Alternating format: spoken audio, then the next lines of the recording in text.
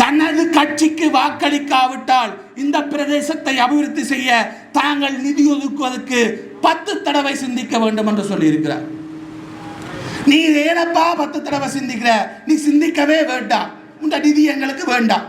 தமக்கு வாக்களித்தால் மட்டுமே நிதி வசதிகள் எமது உள்ளூராட்சி மன்றங்களுக்கு கிடைக்கும் என்றிருக்கின்றார்கள் ஆளும் தரப்பினர். அதுவும் ஜனாதிபதி அவர்கள் சில நாட்களுக்கு முன்னர் குறிப்பிட்டிருந்தார். அவர்கள் பதவிக்கு வந்தால் எம்மை அடிமையாக்கி விடுவார்கள் என்பது இதில் இருந்து புலப்படுகின்றது. யாழ்ப்பாண மாநகர சபையை 2 வருஷம், நல்லூர் பிரதேச சபையை 2 வருஷம் நாங்கள் ஆட்சி செய்த பொழுது ஒரு துளி, ஒரு சதம் நிதி கூட மத்திய அரசாங்கம் எங்களுக்கு தரவில்லை. தமிழ் தேசிய அரசியல் கட்சிகள் மத்தியில் இம்முறை தேர்தலில் புதிய கூட்டணிகள் தோற்றம் பெற்றுள்ளன. தமிழரசு கட்சியின் செல்வாக்கு குறைந்துள்ளது. எங்களுடைய தமிழ் டயஸ்போரா, எங்களுடைய தமிழ் நல்லுள்ளங்கள், எங்களுடைய சபையுடைய சொந்த நிதியில் தான் நாங்கள் அந்த அபிவிருத்திகளை செய்திருக்கிறோம். இந்த தமிழ் மக்கள் கூட்டணியினுடைய வேட்பாளர் அறிமுக நிகழ்வை தலைமை தாங்கி நடாத்தி கொண்டிருக்கின்ற நண்பர் பார்த்திபன் அவர்களே, இந்த வேட்பாளர் அறிமுக நிகழ்விலே உரையாற்றி விட்டு சென்றிருக்கின்ற எங்களுடைய கட்சியினுடைய செயலாளர் நாயகம், முன்னாள் வடக்கு மாகாண சபையினுடைய முதலமைச்சர், முன்னாள் பாராளுமன்ற உறுப்பினர், நீதியரசர் சி.வி. விக்னேஸ்வரன் ஐயா அவர்களே, இங்கே வருகை தந்திருக்கக்கூடிய முன்னாள் தவிசாளர்கள், திரு நல்லூர் பிரதேச சபையினுடைய தவிசாளர் திரு பத்மநாதன் மயூரன், அதே போன்று காரநகர் பிரதேச சபையினுடைய தவிசாளர் திரு பாலச்சந்திரன் அவர்களே, இங்கே வந்திருக்கக்கூடிய எங்களுடைய கட்சியினுடைய பொருளாளர் திரு பேராசிரியர் சிவநாதன் அவர்களே, இங்கே இருக்கக்கூடிய எங்களுடைய கட்சியினுடைய முன்னாள் உள்ளூராட்சி மன்ற உறுப்பினர்களே, இந்நாள் உள்ளூராட்சி மன்ற வேட்பாளர்களே, எங்களுடைய கட்சியினுடைய ஆதரவாளர்களே, உங்கள் எல்லோருக்கும் என்னுடைய இந்த நேர வணக்கங்களை தெரிவித்துக் கொண்டு என்னுடைய சிறு உரைக்குள் செல்லலாம் என்று நான் நினைக்கின்றேன். என்னுடைய சிறிய உரையை தொடர்ந்து வேட்பாளர் அறிமுக நிகழ்வையும் நாங்கள் நடத்தலாம் என்று நான் நினைக்கின்றேன். எங்களை பொறுத்த மட்டிலே வடக்கு மாகாணத்திலே நாங்கள் பல்வேறு சபைகளிலே இந்த தேர்தலில் தமிழ் மக்கள் கூட்டணி மான் சின்னத்திலே போட்டியிட்டு கொண்டிருக்கின்றோம். அதிலே 4 இடங்களிலே எங்களுடைய வேட்பு மனுக்கள் நிராகரிக்கப்பட்டிருக்கின்றது. அதை தவிர நாங்கள் போட்டியிடுகின்ற அனைத்து பிரதேச சபைகளிலும் தமிழ் மக்கள் கூட்டணியினுடைய மான் சின்னத்திலே போட்டியிடுகின்ற வேட்பாளர்களாகிய நீங்கள் வெற்றி பெற்று நாளை உள்ளூராட்சி மன்றங்களினுடைய உறுப்பினர்களாக வர வேண்டும் என்று நாங்கள் உங்களை வாழ்த்தி கொண்டு என்னுடைய உரைக்குள் நான் செல்லலாம் என்று நான் நிற்கின்றேன். நாங்கள் போட்டியிடாத சபைகளிலும் கூட யார் வரக்கூடாது என்பது தொடர்பாக எங்களுடைய கட்சியினுடைய செயலாளர் நாயகம் அவர்களும் எங்களுடைய பார்த்திபன் அவர்களும் தெளிவாக சொல்லியிருக்கின்றார். நாங்கள் இந்த தேர்தலிலே நிச்சயமாக வெல்லப்பட வேண்டியவர்கள் என்பதற்கு பல்வேறு காரணங்களை சொல்ல முடியும். அதிலே மிக குறிப்பாக நாங்கள் சொல்லுகின்ற காரணம், யாழ்ப்பாணம் மாநகர சபையை நாங்கள் கடந்த காலங்களிலே ஆட்சி செய்து மிகச்சிறப்பாக ஆட்சி செய்த ஒரு தரப்பு இன்று வடக்கு கிழக்கிலே இருக்கக்கூடிய உள்ளூராட்சி மன்றங்களிலே தலை சிறந்த அல்லது தலையாய உள்ளூராட்சி மன்றம் என்று சொன்னால் அது யாழ்ப்பாண மாநகர சபை. அந்த யாழ்ப்பாண மாநகர சபை என்பது ஒரு அடையாளம். பாராளுமன்றத்துக்கு அடுத்ததாக யாழ்ப்பாண மாநகர சபை என்பது ஒரு அடையாளம். அந்த மாநகர சபையினுடைய முதல்வரை வெளிநாட்டிலிருந்து வருகின்ற அத்தனை ராஜதந்திரிகளும் சந்திப்பது வழமை. எந்த ஒரு ராஜதந்திரியும் யாழ்ப்பாணத்துக்கு வந்தால் மாநகர சபைக்கோ மாநகர முதல்வரிடமோ விஜயம் செய்யாது திரும்பி சென்ற வரலாறே கிடையாது. ஒவ்வொரு தடவை ஒவ்வொரு ராஜதந்திரியும் ஒவ்வொரு நாட்டினுடைய தூதுவரும் யாழ்ப்பாணம் வருகின்ற பொழுது, நான் மாநகர முதல்வராக இருந்த காலத்தில் என்னை சந்தித்தார்கள்.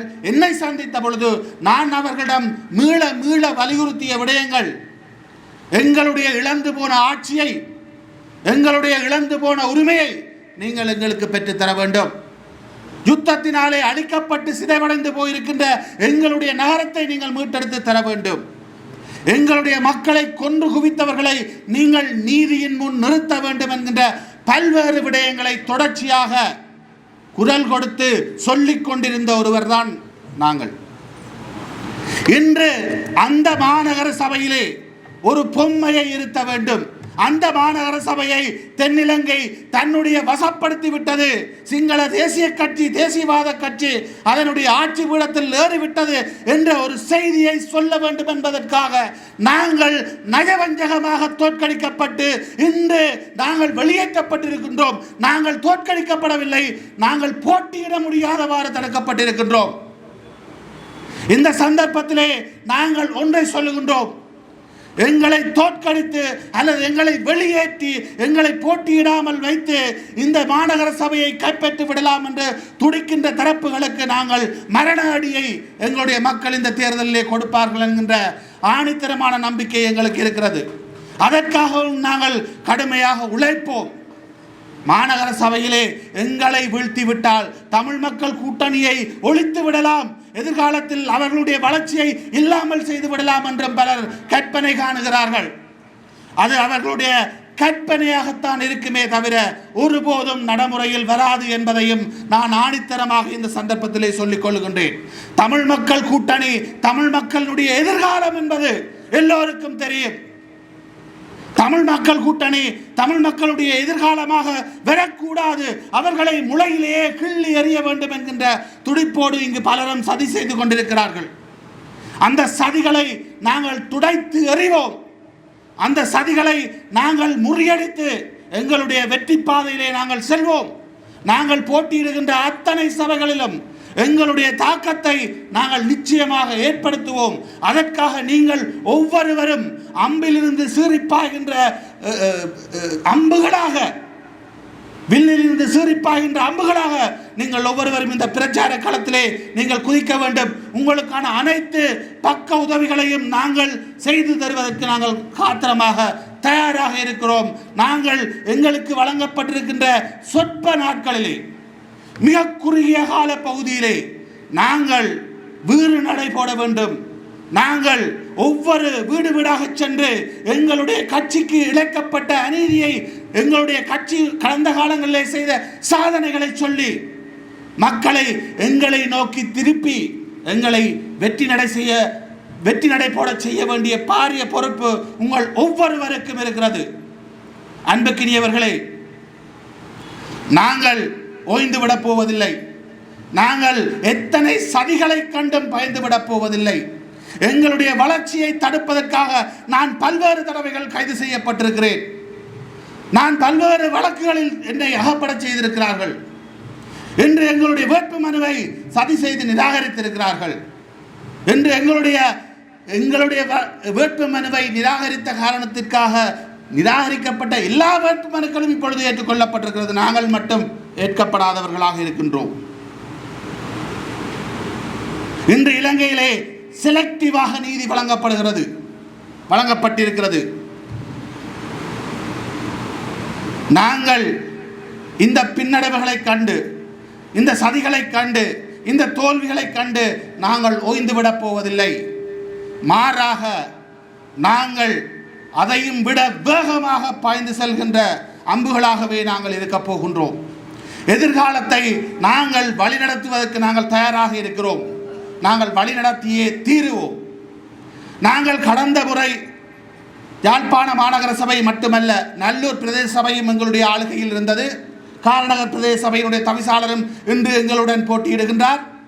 இந்த 2 சபைகளையும் நிச்சயமாக மீளவும் நாங்கள் எடுத்து ஆளுவோம் என்கின்ற நம்பிக்கை எங்களுக்கு இருக்கிறது. அதை நாங்கள் நிச்சயமாக செய்வோம். அதற்காக ஒவ்வொருவரும் அர்ப்பணிப்போடு நாங்கள் போராடுகின்ற அதே வேளை ஏனைய பிரதேச சபைகளையும் கைப்பற்றுவதற்கான முழுமையான முயற்சியிலே தமிழ் மக்கள் கூட்டணி நிச்சயமாக ஈடுபடும். அந்த முயற்சியிலே நீங்கள் ஒவ்வொருவரும் ஈடுபட வேண்டும். நாங்கள் உங்கள் ஒவ்வொருவருக்கும் பக்க பலமாக உங்களோடு வீடு வீடாக வருவதற்கு நாங்கள் தயாராக இருக்கிறோம். அன்புக்குரியவர்களே, இது வாழ்வா சாவா என்கின்ற போராட்டம். இந்த போராட்ட காலத்திலே நாங்கள் போராடி கொண்டிருக்கிறோம். இதில் இழப்பதற்கு எங்களுக்கு எதுவுமே இல்லை. கரணம் தப்பினால் மரணம் என்ற ரீதியிலே நாங்கள் இந்த தேர்தல் களத்தில் இருக்கிறோம். மிகுந்த நிதி நெருக்கடிக்கு மத்தியில் நாங்கள் போராடி கொண்டிருக்கிறோம். மிகுந்த சதிகளுக்கு மத்தியிலே நாங்கள் போராடி கொண்டிருக்கிறோம். இன்று அனைத்து தரப்புகளும் திருப்பி தாக்குகின்ற ஒரே ஒரு தரப்பாக நாங்கள் இருக்கின்றோம். ஒன்றை மட்டும் நான் சொல்ல வேண்டும். இன்று பல கட்சிகளும் தமிழ் மக்கள் கூட்டணி என்கின்ற பெயரில் போலியான முகநூல்களை ஆரம்பித்து முகநூலிலே எங்களுடைய கட்சியை போன்று அவதூறான செய்திகளை பரப்புகின்ற கேவலமான கீழ்த்தரமான ஒரு அரசியலை முன்னெடுக்கிறார்கள். ஏன்? எங்கள் மீதான அச்சம். இந்த காரநகர் பிரதேச சபையிலே போட்டியிடுகின்ற எங்களுடைய வேட்பாளர்களுடைய படங்களை போட்டு வேறு வேறு சின்னங்களை போட்டு பிரசுரங்களை அடித்து விடுகிறார்கள். ஏன்? எங்களுடைய வேட்பாளர்கள் மீதான அச்சம், எங்களை தோற்கடிக்க வேண்டும் என்ற சதி, எங்களை இல்லாமல் செய்ய வேண்டும் என்ற சூழ்ச்சி. இந்த அனைத்து சூழ்ச்சிகளையும் நாங்கள் வெற்றிகரமாக தாண்டுவதில் தான் எங்களுடைய எதிர்காலம் தங்கி இருக்கிறது. எங்களுடைய எதிர்காலத்தை நாங்கள் மீட்டெடுக்க வேண்டுமாக இருந்தால், எங்களுடைய மண்ணை நாங்கள் பாதுகாக்க வேண்டுமாக இருந்தால், எங்களுடைய மண்ணை நாங்கள் வளம்படுத்த வேண்டுமாக இருந்தால், இந்த மண்ணிலே தமிழ் மக்கள் கூட்டணி ஒரு தவிர்க்கப்பட முடியாத ஒரு சக்தியாக மீளெழுச்சி பெற வேண்டியது காலத்தின் தேவை. அந்த தேவையை நீங்கள் ஒவ்வொருவரும் ஒரு வரலாற்று கடமையாக, ஒரு வரலாற்று பொறுப்பாக நீங்கள் ஆற்ற வேண்டும் என்பது என்னுடைய தயவான வேண்டுகோள். எங்களுடைய கட்சி ஆரம்பிக்கப்பட்டு வெறும் 2-3 ஆண்டுகள் தான். எங்களுடைய சின்னம் போட்டியிட்ட தேர்தல் முதலாவது தேர்தல் போன தேர்தல் மாத்திரம்தான். போன பாராளுமன்ற தேர்தலில் தான் யாழ்ப்பாணத்தில் மான் சின்னமே முதல் அறிமுகம் செய்யப்பட்டது. அந்த முதலாவது தேர்தலிலே மிகப்பெரிய சக்திகளே, மிகப்பெரிய அரசியல்வாதிகளே, மிகப்பெரிய நீண்டகால அரசியல் வரலாற்றை கொண்ட கட்சிகளே தடுமாறிய பொழுது நாங்கள் பெற்ற வாக்குகள் என்பது மிக காத்திரமானது. மிக நீண்ட வரலாற்றை கொண்ட தமிழரசு கட்சி வெறும் 30,000 வாக்குகளை யாழ்ப்பாண மாவட்டத்தில் பெற்ற பொழுது நாங்கள் அதன் அரைவாசி வாக்குகளை பெற்றிருக்கிறோம் வெறும் 2 ஆண்டுகளில். கட்சி ஆரம்பிக்கப்பட்டு வெறும் 2 ஆண்டுகளில். கட்சி ஆரம்பிக்கப்பட்டு முதலாவது தடவையாக எங்களுடைய சின்னத்தை தவளவிட்ட ஆண்டிலே 5 கட்சிகளின் கூட்டாக போட்டியிட்ட ஒரு தரப்பை நாங்கள் வெறும் 7,000 வாக்குகள் தான் நாங்கள் குறைவாக பெற்றிருந்தோம். அமைச்சர்களாக இருந்தவர்கள் மண்கவின நேரம் நாங்கள் 13,000க்கு மேற்பட்ட வாக்குகளை பெற்றோம். இது மிகப்பெரிய ஒரு சாதனை. ஒரு கட்சி ஆரம்பிக்கப்பட்டு முதலாவது தேர்தலிலே இவ்வளவு வாக்குகளை எந்த ஒரு கட்சியோடும் கூட்டு சேராது தனித்து நின்று பெற்றது என்பது வரலாற்று சாதனை. அந்த வரலாற்று சாதனையை இந்த தேர்தலில் நாங்கள் எடுத்துச் சென்று அதை பன்மடங்காக மாற்ற வேண்டும். அதனூடாக ஒரு புதிய அரசியல் கலாச்சாரத்தை இந்த மண்ணிலே கட்டியெழுப்ப வேண்டும். எங்களுக்கு அரசியல் செய்வதற்கு தேவையில்லை. எங்களுக்கு வேற வேலை இல்லாமல் நாங்கள் அரசியலுக்கு வரவில்லை. பணம் சேர்ப்பதற்காக அரசியலுக்கு வரவில்லை. சொத்து சேர்ப்பதற்காக அரசியலுக்கு வரவில்லை. புகழுக்காக அரசியலுக்கு வரவில்லை. எங்களுடைய மண் பறிக்கப்பட்டிருக்கிறது. எங்களுடைய இனம் அழிக்கப்பட்டிருக்கிறது. எங்களுடைய சொத்துக்கள் அழிக்கப்பட்டிருக்கின்றன. நாங்கள் முள்ளிவாய்க்காலிலே இழந்த அவலத்துக்கு நியாயம் கிடைக்கவில்லை. அதற்காக நாங்கள் போராடுகின்ற ஒரு அமைப்பாகத்தான் நாங்கள் எங்களுடைய அரசியலை விரித்திருக்கிறோம், வரித்துக் கொண்டிருக்கிறோம். எங்களுடைய அரசியல் முடிக்கப்பட முடியாது. எங்களுடைய உயிர் இருக்கும் வரை எங்களுடைய அரசியல் போராட்டம் தொடரும். தமிழ் மக்களுக்கான ஒரு நேர்மையான அரசியலை நாங்கள் முன்னெடுப்பதற்கு தயாராகத்தான் இருக்கிறோம். அது ஒருபோதும் நாங்கள் ஓய்ந்துவிடப் போவதில்லை. தமிழ் மக்களை அரசியல் ரீதியாக பலப்படுத்த வேண்டும். தமிழ் மக்களை நேர்மையாக வழிநடத்த வேண்டும். ஒரு ஊழலற்ற ஒரு சமுதாயத்தை, நேர்த்தியான சமுதாயத்தை கட்டமைக்க வேண்டும்.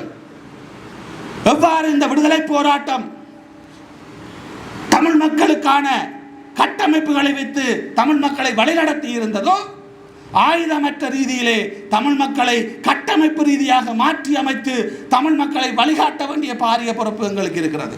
அதை நாங்கள் செய்துதான் தீருவோம். அதை எவராலும் தடுக்க முடியாது. அந்த பயணத்திலே நீங்கள் ஒவ்வொருவரும் எங்களுடைய மக்களுடைய வாழ்வியலை கட்டி எழுப்புவதற்கும், எங்களுடைய இழந்து போன உரிமைகளை வென்றெடுப்பதற்கும் நீங்கள் ஒவ்வொருவரும் எங்களோடு அணிதிரளுங்கள், எங்களோடு வீறு நடை போடுங்கள். எங்களுடைய எதிர்கால அரசியலை, எங்களுடைய எதிர்கால சந்ததியை நாங்கள் வழிநடத்துகின்ற ஒரு தரப்பாக இந்த மண்ணிலே நாங்கள் தோற்றம் பெற்றிருக்கிறோம். இந்த மண்ணிலே நாங்கள் நாளை மாபெரும் சக்தியாக மாறுவோம். அந்த நம்பிக்கை எங்களுக்கு இருக்கிறது. அந்த நம்பிக்கையோடு நீங்கள் ஒவ்வொருவரும் எங்களோடு இணைந்து போராடுவதற்கு தயாராக இருங்கள் என்ற ஒரு அறைகூவலையும் ஒரு வேண்டுகோளையும் இந்த சந்தர்ப்பத்திலே நான் விடுத்துக்கொண்டு என்னுடைய சிறிய உரையை நான் முடித்துக் கொள்கின்றேன். அன்புக்கினியவர்களே, உங்களை மே மாதம் 7ஆம் தேதி தமிழ் மக்கள் கூட்டணியினுடைய வெற்றி பெற்ற பிரதேச சபை உறுப்பினர்களாக பார்ப்பதற்கு நான் ஆசைப்படுகின்றேன். அந்த வெற்றிக்கனியை நீங்கள் எங்களுக்கு தர வேண்டும். அந்த வெற்றியை வைத்து நாங்கள் எங்களுடைய அழிந்து போன எங்களுடைய சமுதாயத்துக்கு, இழந்து போன எங்களுடைய மக்களுக்கு சேவையாற்றுவதற்கான ஒரு பொன்னான சந்தர்ப்பமாக நாங்கள் கொள்ள வேண்டும். அனுரகுமார திசாநாயக்க அவர்கள் ஒன்றை சொல்லியிருக்கிறார். இறுதியாக அதை சொல்லிவிட்டு நான் அமர்கிறேன். தனது கட்சிக்கு வாக்களிக்காவிட்டால் இந்த பிரதேசத்தை அபிவிருத்தி செய்ய தாங்கள் நிதி ஒதுக்குவதற்கு 10 தடவை சிந்திக்க வேண்டும் என்று சொல்லியிருக்கிறார். நீ ஏனப்பா 10 தடவை சிந்திக்கிற? நீ சிந்திக்கவே வேண்டாம். இந்த நிதி எங்களுக்கு வேண்டாம். யாழ்ப்பாண மாநகர சபையை 2 வருஷம், நல்லூர் பிரதேச சபையை 2 வருஷம் நாங்கள் ஆட்சி செய்த பொழுது ஒரு துளி, ஒரு சதம் நிதி கூட மத்திய அரசாங்கம் எங்களுக்கு தரவில்லை. எங்களுடைய தமிழ் டயஸ்போரா, எங்களுடைய தமிழ் நல்லுள்ளங்கள், எங்களுடைய சபையுடைய சொந்த நிதியில் தான் நாங்கள் அந்த அபிவிருத்திகளை செய்திருக்கிறோம். நாங்கள் ஊழலற்ற ஆட்சியை செய்திருக்கிறோம். வெளிநாடுகளில் இருந்த புலம்பெயர் தமிழ் மக்களுடைய உதவியோடு நாங்கள் எங்களுடைய தேசத்தை நிர்மாணித்திருக்கிறோம். இந்த சந்தர்ப்பத்திலும் சொல்லுகிறோம், உங்களுடைய நிதி எங்களுக்கு தேவை கிடையாது. உங்களுடைய அச்சுறுத்தல்களை எங்கள் மீது நீங்கள் காட்டாதீர்கள். உங்களுடைய நிதி எதையும் பெறாமல் தான் ஐயா 30 ஆண்டுகளாக இந்த மண்ணிலே நாங்கள் ஒரு தனி அரசை, நிழல் அரசை தமிழ் மக்கள் நடத்தினார்கள் என்பதை உங்களுக்கு நாங்கள் நினைவூட்டிக் கொள்ள விரும்புகிறோம். அதை நீங்கள் மறந்து விடாதீர்கள். உங்களுடைய காசில் அல்ல இங்கு தமிழ் மக்கள் ஆயுத போராட்டம் நடத்தியதும் சரி, உங்களுடைய காசில் அல்ல இங்கு தமிழ் மக்கள் ஒரு நிழல் அரசை நடத்தியதும் சரி. உங்களுடைய இந்த புருடா அரசியலை, இந்த ஏமாற்று அரசியலை, இந்த பம்மாத்து அரசியலை, இந்த அச்சுறுத்தும் அரசியலை நீங்கள் கொண்டே குப்பைக்குள் போடுங்கள். எங்களுடைய புலம்பெயர் தமிழ் மக்களுடைய நிதியிலே, எங்களுடைய சொந்த நிதியிலே எங்களுடைய தேசங்களை நாங்கள் அபிவிருத்தி செய்வதற்கு நாங்கள் தயாராக இருக்கிறோம். எங்களுடைய தேசத்தை நாங்களே கட்டியெழுப்ப தயாராக இருக்கிறோம். இந்த அச்சுறுத்தல்கள் எங்களுக்கு, இந்த பரப்பு எங்களிடம் வேகாது என்கின்ற செய்தியையும் நான் சொல்லிக்கொண்டு அடுத்ததாக எங்களுடைய வேட்பாளர் அறிமுக நிகழ்விலே நாங்கள் சங்கமிக்கலாம் என்று நான் நினைக்கின்றேன். இங்கே கூடியிருக்கக்கூடிய வேட்பாளர்கள் உங்களை ஒரு தடவை இந்த சபைக்கு அறிமுகம் செய்து வையுங்கள். நீங்கள் உங்களுடைய பெயர், நீங்கள் எந்த வட்டாரத்திலே, எந்த பிரதேச சபையிலே போட்டியிடுகின்றீர்கள், உங்களுடைய தன்னம்பிக்கையினுடைய அளவு, வெல்லுவீர்கள் என்கின்ற நம்பிக்கையையும் இந்த சபையிலே நீங்கள் சொல்லி ஏனையவர்களுக்கும் தன்னம்பிக்கை ஊட்டுவதாக அது அமைய வேண்டும். அதே போன்று நல்லூர் பிரதேச சபையிலே போட்டியிடுகின்ற வேட்பாளர்கள் வலிகாமம் வடக்கிலும் உங்களுக்கு தெரிந்தவர்களுக்கு சொல்ல முடியும், சாவகச்சேரியிலும் உங்களுக்கு தெரிந்தவர்களுக்கு சொல்ல முடியும். அதனூடாக நாங்கள் எல்லோரும் கூட்டாக ஒரு மாபெரும் வெற்றியை இந்த மண்ணிலே பெறுவதற்கான முயற்சியை செய்ய வேண்டும். அதற்காக உங்கள் ஒவ்வொருவரையும் ஒரு சிறிய அறிமுகத்தை வழங்குமாறு கேட்டு சபையிடம் விடைபெறுகிறேன். நன்றி, வணக்கம். எல்லோருக்கும் வணக்கம். மே மாதம் 6ஆம் தேதி உள்ளூராட்சி தேர்தல்கள் நடைபெறப் போகின்றன.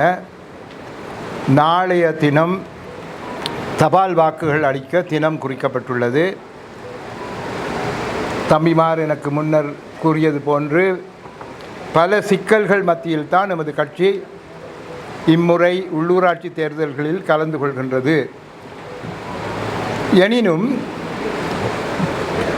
எமது வேட்பாளர்களை மக்களுக்கு அறிமுகம் செய்து வைக்கும் அதே நேரத்திலே நமது கட்சி பற்றியும் நாம் அறிமுகம் செய்ய கடமைப்பட்டுள்ளோம். 2018 தான் எமது கட்சி ஆரம்பிக்கப்பட்டது. 2020 நான் பாராளுமன்றத்துக்கு தேர்ந்தெடுக்கப்பட்டதும் எமது கட்சி பதிவு செய்யப்பட்டது. ஆகவே தற்போது எமது கட்சி பதிவு செய்யப்பட்ட அரசியல் கட்சி. எமது கட்சிக்கு சில சிறப்பு இயல்புகள் உள்ளன. இளைஞர் மற்றும் பெண்களை உயர்ச்சி பெற ஆரம்பிக்கப்பட்ட கட்சி தான் எமது கட்சி. அத்துடன் படித்த பண்புள்ள இளைஞர் யுவதிகள் எமது மக்கள் சார்பில் தமது பொறுப்புகளை ஏற்று அவர்களை வழிநடத்த வேண்டும் என்று கட்சியின் சிரேஷ்டர்களாகிய பேராசிரியர் சிவநாதன், திரு கந்தையா ராஜதுரை, திரு தவச்செல்வம் சிற்பரன், செல்வேந்திரா சபாரட்னம், கணக்காளர் திரு துரைசிங்கம் போன்றவர்களும் நானும் எதிர்பார்க்கின்றோம். அதனால்தான் நாங்கள் இளைஞராகிய சட்டத்தரணி மணிவண்ணனை எமது தேர்தல்கள் பொறுப்பாளராக நியமித்துள்ளோம். எமக்கென்று பிரத்யேகமான அரசியல், சமூக, பொருளாதார எதிர்பார்ப்புகள் உள்ளன. அரசியலிலே நாங்கள் கூட்டு சமஷ்டி முறையையே சிபாரிசு செய்து வருகின்றோம். கூட்டு சமஷ்டி முறை மாகாண அலகுகளுக்கு கூடிய சுயாட்சியையும் அதிகாரத்தையும் வழங்க வல்லன. மத்திய அரசாங்கத்தின் அதிகாரங்களையும் மாகாண அலகுகளின் அதிகாரங்களையும் வரையறுத்து வலியுறுத்தி வேறுபடுத்தி சொல்ல வல்லன. நமது அரசியல் நோக்கு தன்னாட்சி சார்ந்தது. நமது தனிமனித நோக்கு தமிழ் மக்களாகிய நாம் பிறரின் தயவில் வாழாது எம்மை நம்பி, எமது வலுவை நம்பி, எமது கல்வியை நம்பி, எமது வளங்களை நம்பி தற்சார்பாக வாழ பழகிக் கொள்வதாகும். பேராசிரியர் அழகாக அதை பற்றி சற்று முன்னர் குறிப்பிட்டிருந்தார். எமது பொருளாதார நோக்கு எமது பிராந்தியங்களின் பொருளாதாரம் தன்னிறைவு பெற வேண்டும் என்பதாகும். நாம் போர்க்காலத்தின் பின்னர் மற்றவர்களை நம்பி, மற்றவர்களின் கொடையை நம்பி, மற்றவர்கள் தாழ்ந்து காட்டும் இசைவை நம்பி வாழ்ந்து வருகின்றோம். இந்நிலை மாற வேண்டும். நாம் எமக்கு தேவையான அத்தியாவசிய பொருட்களை, முக்கியமாக உணவு வகைகளை நாமே உருவாக்க வேண்டும் என்ற கொள்கையுடையவர்கள். உணவுப் பொருட்களின் தன்னிறைவு, உடை பொருட்களின் தன்னிறைவு, பாரம்பரிய தமிழ் மருந்து வகைகளின் தன்னிறைவு, மேலும் எமது வளங்களை நாமே எமக்கென விருத்தி செய்து வாழ வேண்டும் என்ற கொள்கை உடையவர்கள். ஆகவே தன்னாட்சி, தற்சார்பு, தன்னிறைவு என்பன எமது தாரக மந்திரங்கள் ஆவன. அடுத்து, நமது கட்சி சுத்தமான கைகளுடன் நாம் ஆட்சி செய்ய வேண்டும் என்ற கொள்கையை உடையது. குறிப்பாக உள்ளூராட்சி நிர்வாகத்தில் எமது வேட்பாளர்கள் ஊழலற்ற ஒரு சிறந்த நிர்வாகத்தை உருவாக்க பாடுபடுவார்கள். இன்னொரு சிறப்பம்சம் உண்டு. நாம் வீணாக மற்ற தமிழ் தேசிய கட்சிகளையோ அரசியல்வாதிகளையோ விமர்சித்து எமது அரசியலை வழிநடத்த விருப்பமுடையவர்கள் அல்ல. எமது சிறப்பியல்புகளை நாம் குறிப்பிட்டு, எமது கொள்கைகளை எடுத்துரைத்து, எமது மக்களுக்கான கனவுகளை நாம் நனவாக்க முன்வந்துள்ளோம் என்ற செய்தியை மக்களுக்கு நாம் அறிவிக்க இருக்கின்றோம். எம்மை நம்பி எமது வாக்காளர்கள் மனமுவந்து எமக்கு வாக்களிக்க வேண்டும் என்ற கோரிக்கையை நாம் அவர்கள் முன்வைப்போம். தன்னல மேம்பாட்டுக்காகவே நாம் பொதுநல வாழ்க்கையில் கலந்து கொண்டுள்ளோம் என்ற எண்ணம் எங்கள் இளைஞர் யுவதிகள் மத்தியில் கிஞ்சித்தேனும் இல்லை என்பதை நாம் மக்களுக்கு உணர்த்துவோம். எம்மை பொறுத்தவரையிலே எமது பொது எதிரி அரசாங்க கட்சி. அழகாக திரு பார்த்திபன் அவர்கள் சற்று முன்னர் அது சம்பந்தமாக தன்னுடைய கருத்துக்களை தெரிவித்தார்.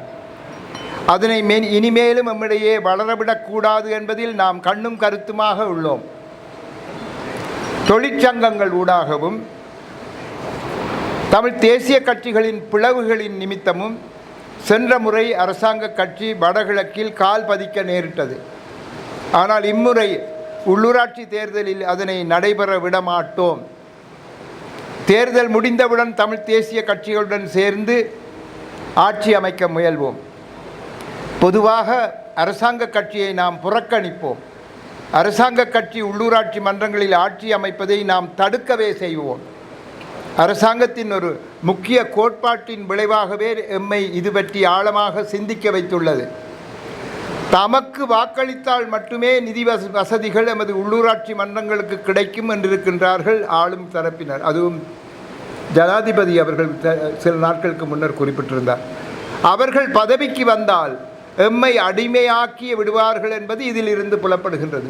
நீங்கள் எங்களுடன் சேருங்கள், உங்களுக்கு பணம் தருவோம், இல்லை என்றால் உங்களுக்கு எதுவுமே தரமாட்டோம்.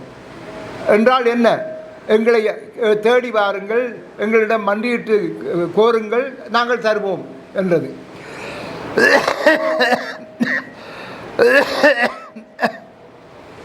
அந்த விதத்தில் தமிழ் தேசிய கட்சிகள் யாவும் எமது உறவுகளே என்பதும், அரசாங்கத்துடன் சேர்ந்து செல்லும் கட்சிகள் அனைத்தும் வடகிழக்கு வாழ் தமிழ் மக்களின் தற்கால வருங்கால நல்வாழ்வுக்கு பங்கம் விளைவிப்பவர்களே என்பதும் புலனாகின்றது. நாம் உள்ளூராட்சி மன்றங்களை எடுத்து நிர்வகிக்கும் போது அரசாங்கத்தையே நம்பி இருக்கப் போவதில்லை. எமது உள்ளூராட்சி அலகுகளை தனியார் துறையுடன் சேர்ந்து முன்னேற்ற விளைவோம். நான் முதலமைச்சராக இருந்தபோது வெளிநாட்டு நகரங்களின் நிர்வாகங்களுடன் உடன்படிக்கைகளை உருவாக்கி பரஸ்பரம் உதவிகளை பரிமாற்றிக் கொண்டோம். கனடாவின் ஒன்டாரியோ நகரம், இங்கிலாந்தின் கிங்ஸ்டன் நகரம் போன்றவற்றுடன் பரஸ்பர உடன்பாடுகளை கைமாற்றிக் கொண்டோம். இதனால் பல நன்மைகளை பெற்றுக் கொடுத்தோம். உதாரணத்துக்கு தலை சிறந்த மேலை நாட்டு மருத்துவர்கள் எமது மருத்துவர்களுடன் அளவலாவ வழிவகுத்தோம். அதனால் எம்முடைய மருத்துவர்கள் பல நன்மைகளை பெற்றார்கள்.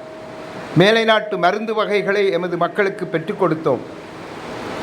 இவ்வாறான இரட்டை நகர உடன்பாடுகளின் மூலம் எமது உள்ளூராட்சி அலகுகளை முன்னேற்ற திட்டமிட்டுள்ளோம். இன்று தமிழ் தேசியம் என்றுமில்லாத வகையில் அரசியல் ரீதியாக மிக பெரும் சவாலை எதிர்கொண்டிருக்கும் காலகட்டத்தில் நாம் நின்று கொண்டிருக்கின்றோம். சுதந்திரம் கிடைத்த பின்னர் இன்றுள்ளது போல என்றைக்குமே தமிழர் தாயகத்தில் தமிழ் தேசியம் சிங்கள அரசியல் கட்சிகளின் ஆதிக்கத்துக்கு அஞ்ச வேண்டிய சூழ்நிலை ஏற்பட்டது இல்லை. இதற்கு பல காரணங்கள் இருக்கின்றன. அவற்றை விவரிப்பது இப்போது இங்கு பொருத்தமல்ல. ஆனால்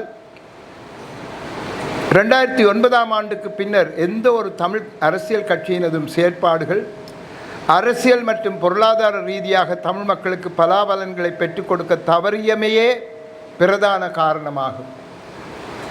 கடந்த தேர்தல்களில் மக்கள் எம்மை நம்பி பல தடவைகள் வாக்களித்து எமக்கு சந்தர்ப்பம் தந்திருந்தார்கள். ஆனால் எந்த ஒரு தமிழ் அரசியல் கட்சியும் மக்களின் எதிர்பார்ப்புகளை நிறைவேற்றவில்லை. இந்த ஏமாற்றமும் கோபமும் இன்று சிங்கள அரசியல் கட்சிகளுக்கு, குறிப்பாக தேசிய மக்கள் சக்திக்கு வாய்ப்பளித்திருக்கின்றது. எம்முள் சிலர் பல எத்தனைப்புகளில் ஈடுபட்டும் சிங்கள அரசியல்வாதிகளினால் ஏமாற்றப்பட்டோம்.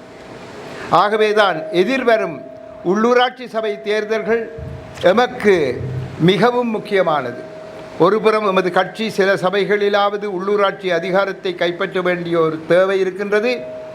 மறுபுறம் தமிழ் தேசிய அரசியல் சிங்கள அரசியல் கட்சிகளினால் சிதைக்கப்படுவதிலிருந்து பாதுகாக்கப்பட வேண்டிய தேவை இருக்கின்றது.